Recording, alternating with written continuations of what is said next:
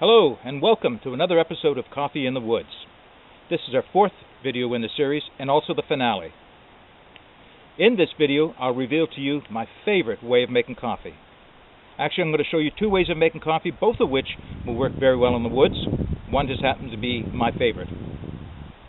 I encourage you to go back and look over videos 1 through 3 to see the progression of how you can go from the simplest form of just using instant coffee right up through to percolator and the French press and roasting your own coffee from the green bean stage. Right now we're going right through to the next stage, which is the method I'll show you shortly. But before I begin, I want to just address a few points that have come up since my first couple of videos. And it occurs to me that I didn't show any ways of either adding sugar or milk to your video, to the coffee. And that's basically because I drink mine black. But I know a number of you out there like to have milk in your coffee, but don't want to carry the milk along with you. And that's probably one of the reasons why you choose to use instant coffee that has a creamer already built in. At this point, I'd like to give a shout out to a new friend of mine, Martin, with the YouTube channel Pine Martin, for an excellent idea that he gave me and gave me some thought to how I could improve upon this for my own use. So Martin had suggested that he likes to have milk in his coffee, so what he does is he brings along small bags of instant chocolate milk, which is mostly milk powder to start with. And that's what he adds to his coffee. And that got me thinking, that is a great idea. I've often added hot chocolate to my coffee, so I wonder what it would be like if I added white hot chocolate. So I made my way down to the bulk barn here in Halifax, and I purchased some white hot chocolate powder, and I put that into a small packet, and that's all that is white hot chocolate powder. And I tried it at home. I got to say, it's very creamy, very sweet, and not bad. It's just not the way I like to drink my coffee. But if you're looking to add something creamy to your coffee and sweet to your coffee, think about adding some white hot chocolate. I think you might like that. In addition, there's a couple of other things you could be doing. I often bring small packets like that of instant or skim milk powder. Now, skim milk's not going to be very rich in the coffee, not like cream would be, but it does add a milk flavor to it. I usually add that to my hot chocolate when I'm making that in the woods. One other choice is, if you can find them, that is, Coffee Mate. It's been around forever. There's not much milk in it, but it does whiten and sweeten the coffee to a certain degree. You can buy the larger packages or jars of it and break it down into little baggies as well. These I happened to pick up probably at a restaurant somewhere and decided to put them in my bag and keep them for who knows when. Or maybe I'll have company someday on the trail and they'll want some of this. So just a couple of ideas if you're looking to add some sweetener or some whitener to your coffee that you may not have thought of. Okay, I'm going to set up my two methods of making coffee now and bring you back. Okay, method number 1. The small espresso maker. This is a 2-part espresso maker that I'm going to be using today. You may note that if you watch the channel Far North Bushcraft and Survival with Lonnie did a video recently where he showed a espresso maker that he uses when he's out on the trail. He uses it with a small alcohol stove or a small gas stove, and it's made by GSI, and it's a one-piece unit. Well, actually there is a top and a bottom, but it has a spout that will pour the coffee out as it's made. Well, before that came along, and that is a good device, there's no question about it, and I see that they are available through Mountain Equipment Co-op. But the one I have is something I picked up quite a long while ago. It's a small 3-cup or 6 fluid ounce espresso maker. And I'm going to set that up today, and just very quickly. Now, this is not something I'm going to put over the fire, and that's the only problem with taking this on the trail. The one downfall is that it has Bakelite handles, and it wouldn't do well to put this on the fire because the handles wouldn't last very long.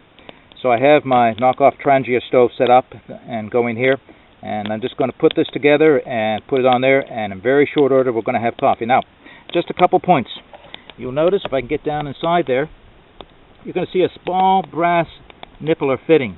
That's the pressure relief valve, and that keeps the pressure from getting too high inside of this, although there's a very rare chance of that happening. That will steam a little bit and spit a little bit, and the best thing to do is to keep your water just below that.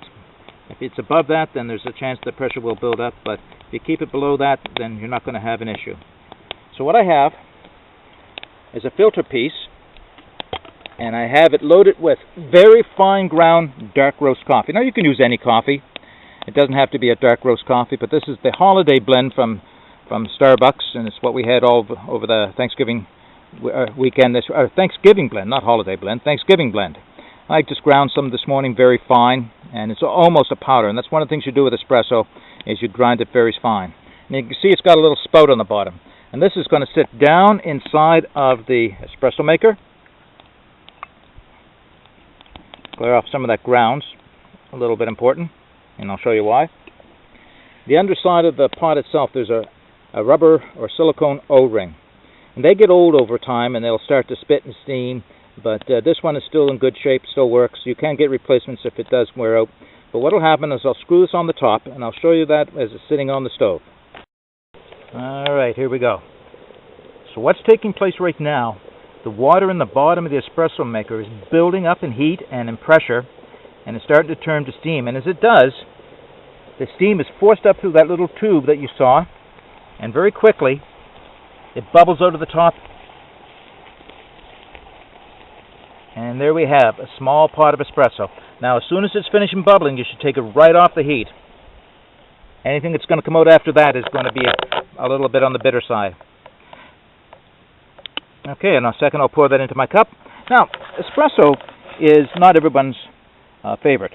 Most people find it a little strong, a little too intense. But what you can do with it, if you find that so, is that you can make a small pot of espresso and add water to it. That's known as an Americano or a cafe Americano. So even amount of hot water and espresso, and you'll have a pretty much a regular cup of coffee. And of course, if you don't use a dark blend coffee or dark roast coffee, it's not going to be quite as intense a flavor. This will bring the most caffeine out of the coffee, and it's because of the pressure. Now, the next method I'm going to show you also uses pressure, but through an entirely different mechanism. Stand by. All right, here it is, the big reveal. My favorite way of making coffee. And I don't say in the woods, I mean my favorite way of making coffee, period. It just so happens that this works as well at home as it does in the woods. And what it is, it's a device known as the Aeropress. I'm going to take this apart and show you what's all involved with it, but basically everything I need to make a coffee is sitting in this one little package. So it's a two-part cylinder, and inside I'm keeping my pre-ground coffee that I ground this morning. The cylinder comes apart in two pieces.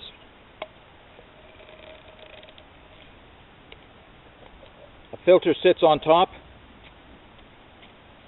and the little cap. And the way to use it couldn't be simpler. Put the coffee in the top of the cylinder, pour your water in, let it set for 30 seconds, stir it if you'd like, cap it with the filter, turn it upside down over your coffee cup. It'll actually sit right on top of the coffee cup, and push the cylinder down. And you'll notice it's quite a bit of resistance.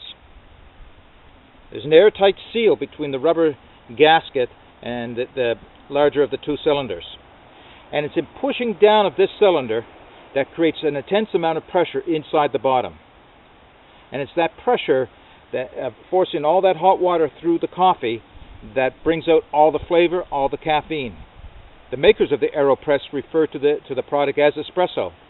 So, different mechanism, same end product. It's an espresso drink. Very concentrated, very strong, very vibrant, and full of flavor. But of course, you can tailor that to your own needs by using the type of coffee you want. If you want to use a lighter blend or a lighter roast coffee, then you won't get quite the intense flavor, but you'll get all the flavor you can out of the coffee this way. I personally prefer dark roast coffee, and that's what I'm going to use in this. So I'm going to take a second to set this up and show it in action, and show you how easy it is to use and why it's my favorite. Okay, so this couldn't be simpler, really. In the Aeropress, I've placed about 3 tablespoons of coffee. Got hot water, my spoon, stabilize it, pour my water in, bring it not quite to the top. I'm going to give it a little stir.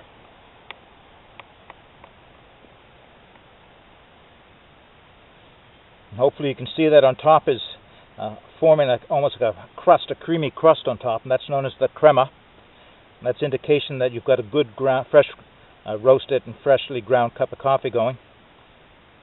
That's sitting there for a few seconds now. We'll just give it a couple more seconds while we're waiting. Put the filter on top.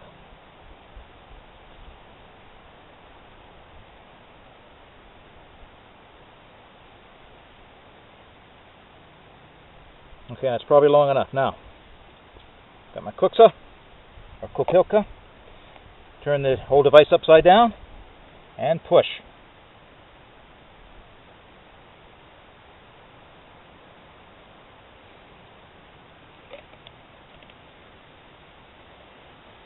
Doesn't get any simpler than that. Graduates on the side are for 2 ounces marking, so 8 ounces, but when I fill this up, really I can't get much more than 6 ounces out of it, but that's fine.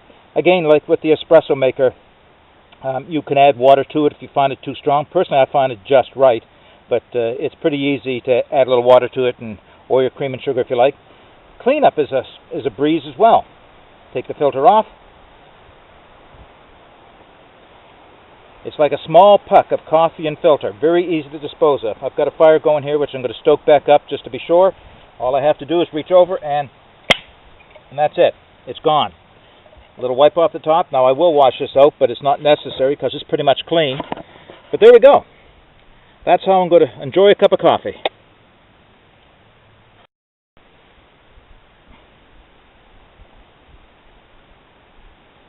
Whoa, if you could only smell this.